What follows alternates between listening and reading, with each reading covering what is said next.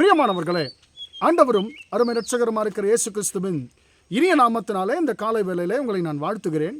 இந்த நாள் முழுவதுமாக நீங்கள் செய்கிற எல்லா காரியத்திலையும் கர்த்தருடைய கரம் உங்களோடு கூட இருந்து உங்களுக்கு ஜெயத்தை கொடுப்பதாக. அன்பானவர்களே, வசனத்தை வாசிப்போம். யாக்கோபு 5ஆம் அதிகாரம் 16ஆம் வசனம் இப்படியாக சொல்லுகிறது, நீதிமான் செய்யும் ஊக்கமான வேண்டுதல் அதிக பலனுள்ளது என்று சொல்லி நாம் வாசிக்கிறோம். அன்பானவர்களே, இதற்கு அடுத்த வசனங்களில் நாம் பார்க்கும் பொழுது 17, 18 அந்த வசனங்களை வாசிக்கும் பொழுது எனக்கு அன்பானவர்களே, நாம் ஒரு காரியம் 2 விதமான ஜபங்களை குறித்து இங்கே நாம் வாசிக்க முடியும். முதலாவதாக விசுவாசம் உள்ள ஜபம், 2ஆவதாக ஊக்கமான ஜபம் என்று சொல்லி 2 ஜபங்களை குறித்து இந்த அதிகாரம் நம்மோடு கூட பேசுகிறது. எனக்கு அன்பானவர்களே, இந்த வசனம் என்ன சொல்லுகிறேன்னு சொன்னால், நாம் கிறிஸ்தவர்கள் என்று சொல்லி சொல்லுகிறோம். நம்முடைய வாழ்க்கையிலே நாம் ஜெபிக்கிறவர்களாக இருக்க வேண்டும் என்று சொல்லி பரிசுத்த வேதாகமம் நமக்கு கற்றுக் கொடுக்கிறது. அன்பானவர்களே, இந்த 16ஆம் வசனத்தில் எப்படியாக சொல்லுகிறது, விசுவாசம் உள்ள ஜபம் என்று சொல்லி விசுவாசம் உள்ள ஜபத்தை குறித்து பரிசுத்த வேதாகம் நம்மோடு கூட பேசுகிறது. இந்த விசுவாசம் உள்ள ஜபம் என்ன செய்யுமாம்? விசுவாசம் உள்ள ஜபம் பிணியாளிகளை ரட்சிக்கும் என்று சொல்லி வசனம் சொல்லுகிறது. நம்முடைய வாழ்க்கையிலே நாம் ஜெபிக்கிறோம், ஆனால் நாம் விசுவாசம் உள்ளவர்களாக ஜெபிக்கும் பொழுதுதான் அந்த ஜபம் மற்றவர்களை சுகமாக்குகிற ஒரு ஜபமாக இருக்கும் என்று சொல்லி பரிசுத்த வேதம் நமக்கு கற்றுக் கொடுக்கிறது.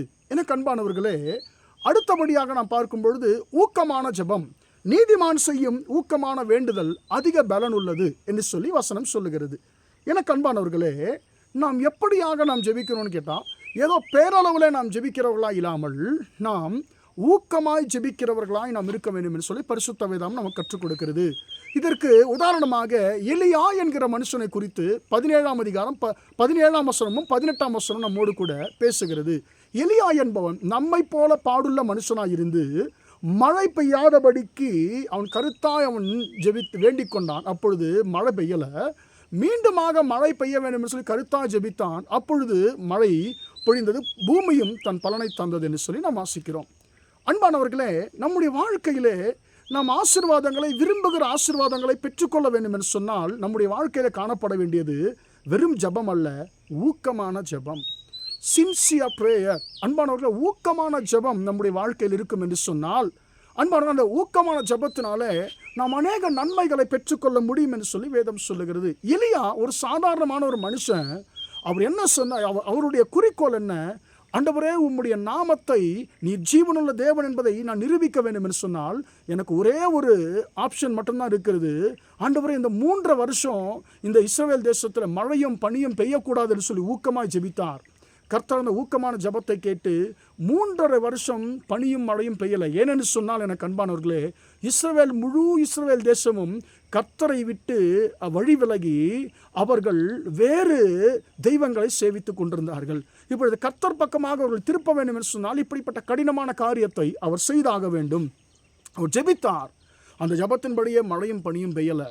மீண்டுமாக 3 வருஷம் கழித்து அவர் ஜெபித்தார். ஆண்டவரே, இதற்கு மேலே ஜனங்கள் தாங்க மாட்டாங்க, கர்த்தாவே நீர் மழையை கொடும் என்று சொல்லி ஜெபித்தார். ஊக்கமாய் ஜெபித்தார். மீண்டுமாக மழையை கர்த்தர் கொடுத்தார். பூமியின் பலனை கர்த்தர் கொடுத்தார். எனக்கு அன்பான தேவனுடைய பிள்ளையே, நாமும் இது முதல் நம்முடைய ஜெப வாழ்க்கையில் ஒரு மாற்றத்தை கொண்டு வருவோமாக. நாம் வெறுமனே ஜெபிக்கிறவர்களாய் மட்டுமில்லாமல் அன்பானவர்களே, நாம் ஊக்கமாய் நாம் ஜெபிக்கிறவர்களாக நாம் இருக்க வேண்டும் என்று சொல்லி கர்த்தர் விரும்புகிறார். அந்த ஊக்கமான ஜபத்தினாலே நாம் பலவிதமான நன்மைகளை பெற்றுக்கொள்ள முடியும் என்று சொல்லி வேதம் சொல்லுகிறது. எனவே நாம் ஊக்கமாய் ஜெபிக்கிறவர்களாய் நம்முடைய ஜபத்தை இனி நாம் ஊக்கமாய் ஜெபிக்கிற ஜபமாய் நாம் மாற்றிக்கொள்வோமாக.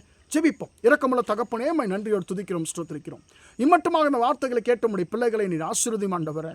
அப்பா, நீதிமான் செய்யும் ஊக்கமான வேண்டுதல் அதிக பலனுள்ள வார்த்தையின்படி ஆண்டவரே, தகப்பனே, நாங்கள் ஆண்டவர் ஊக்கமாக ஜெபிக்கும் பொழுது ஆண்டவரே, எங்கள் வாழ்க்கையிலே நாங்கள் நினைக்கிற ஆண்டவர் நன்மைகளை பெற்றுக்கொள்ள முடியும் என்று சொல்லி ஆண்டவரே, அப்பா ஸ்தோத்திரம், பேசினுடைய கிருபைக்கா ஸ்தோத்திரம். இந்த நாள் முழுவதுமாக ஆண்டவரே, எங்கள் சகோதர சகோதரிகள் செய்கிற எல்லா காரியத்திலையும் ஆண்டவரே உம்முடைய கரம் கூட இருந்து ஜெயத்தை கொடுக்கட்டும். ஆண்டவரே, அவர்கள் ஜபம் இது முதல் ஊக்கமான ஜபமாய் மாறட்டும் என்று சொல்லி ஜெபிக்கிறேன். இந்த நாள் முழுவதுமாக எங்கள் சகோதர சகோதரிகள் செய்கிற எல்லா காரியத்திலையும் உம்முடைய கரம் கூட இருந்து அவர்களுக்கு ஜெயத்தை கொடுக்கட்டும் என்று இயேசுவின் நாமத்தில் ஒப்புக்கொண்டு ஜெபிக்கிறேன், ஜீவனுள்ள நல்ல பிதாவே. ஆமென், ஆமென். பிரியமானவர்களே, கர்த்தர் உங்களை ஆசீர்வதிப்பார். Praise the Lord, praise the Lord.